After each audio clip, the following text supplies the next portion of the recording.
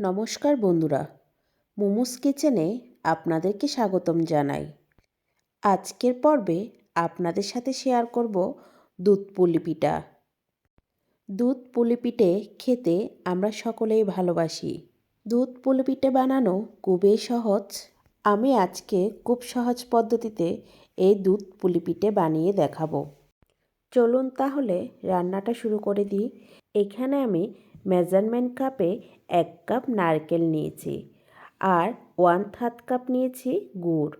এরপর দিয়ে দিচ্ছি অল্প পরিমাণ জল। এরপর এখানে একটা এলাচ দিয়ে দিয়েছি। চুলার আঁচটা লোতে রেখে এখন আমি ভালো করে নেড়েচেড়ে গুড়টাকে গলিয়ে নিচ্ছি। আর সেই সাথে এখানে আমি যে জলটা দিয়েছি সেটা শুকিয়ে নিব।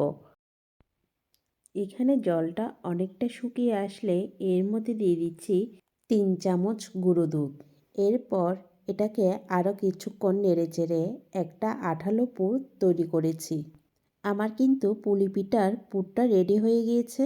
এখন আমি চুলাতে আরেকটি পাত্র বসিয়ে দিয়েছি। এর মধ্যে দিয়ে দিয়েছি 1.5 কাপ পরিমাণ জল। সামান্য একটু নুন দিয়ে দিয়েছি। এরপর এখানে 2 চামচ তেল দিয়ে দিয়েছি। এবার জলটা ফুটে আসলে এর মধ্যে দিয়ে দিচ্ছি 1.5 কাপ পরিমাণ চালের গুঁড়ো। তার সাথে দিয়ে দিয়েছি 1.5 টেবিল চামচ পরিমাণ সুজি। আপনারা কিন্তু সুজিটা অবশ্যই দেওয়ার চেষ্টা করবেন। সুজিটা দিলে ডোটা অনেকটাই নরম হয়। আমি এটাকে খুব ভালো করে নেড়েচেড়ে মিশিয়ে নিচ্ছি।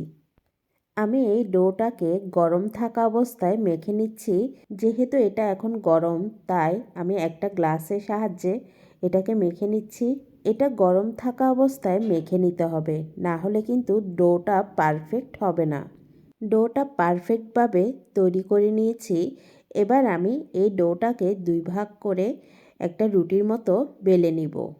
মেখে রাখা ডো থেকে আমি অর্ধেকটা ডো নিয়ে নিয়েছি। এবার সামান্য একটু চালের গুঁড়ো দিয়ে আমি ডোটাকে বেলে নিচ্ছি। ডোটা কিন্তু অতিরিক্ত পাতলা হবে না। এরপর এটাকে আমি একটা গ্লাসের সাহায্যে কেটে নিয়েছি। এটার মধ্যে আমি আগে থেকে যে পুরটা তৈরি করে রেখেছিলাম এটা দিয়ে মুখটা ভালো করে বন্ধ করে দিচ্ছি। আপনারা চাইলে যে কোনো ডিজাইনে এটাকে করে নিতে পারেন। আমি এভাবেই করেছি। আমি সবগুলো পিঠে আস্তে আস্তে বানিয়ে নিয়েছি। আমি এই পিঠেগুলো 2 রকম ডিজাইনের করেছি। এবার পিঠাগুলো সিদ্ধ করার জন্য চুলাতে আমি আরেকটা পাত্র বসিয়ে দিয়েছি। এর মধ্যে 4 কাপ তরল দুধ দিয়ে দিয়েছি। এরপর 2টো এলাচ দিয়ে দিয়েছি। এরপর এখানে সামান্য একটু নুন দিয়ে দিয়েছি। এখানে দুধটা যখন ফুটে উঠেছে তখন এর মধ্যে আমি বানিয়ে রাখা পিঠেগুলো দিয়ে দিচ্ছি। পিঠেগুলো দিয়ে দেওয়ার পর মাঝারি আঁচে 10 থেকে 12 মিনিট পর্যন্ত এটাকে সিদ্ধ করে নেব। 10 মিনিট পর এখানে আমি 1/3 কাপ গুঁড়ো দুধ দিয়ে দিয়েছি। আবারও আস্তে আস্তে আমি পিঠেগুলোকে নেড়েচেড়ে নিচ্ছি। এরপর আরও 2-3 মিনিট এটাকে রান্না করে নিয়েছি। এরপর চুলার আঁচটা বন্ধ করে দিয়ে এখানে আমি দিয়ে দিচ্ছি খেজুরের গুড়।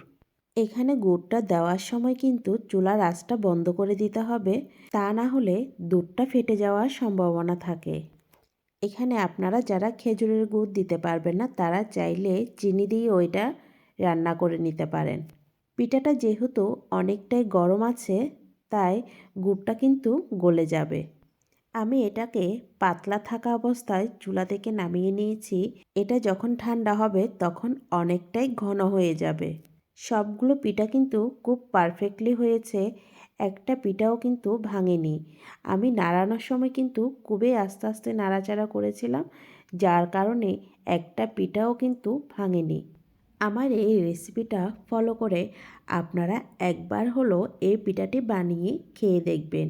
আশা করি অনেক ভালো লাগবে। এই পিঠাটা কতটা নরম হয়েছে আপনাদেরকে একটু দেখিয়ে দিচ্ছি। আজকের রেসিপিটা ভালো লাগলে লাইক, কমেন্ট, শেয়ার করতে ভুলবেন না যেন। পরবর্তী রেসিপি দেখার আমন্ত্রণ জানিয়ে আজকের মতো বিদায় নিচ্ছি।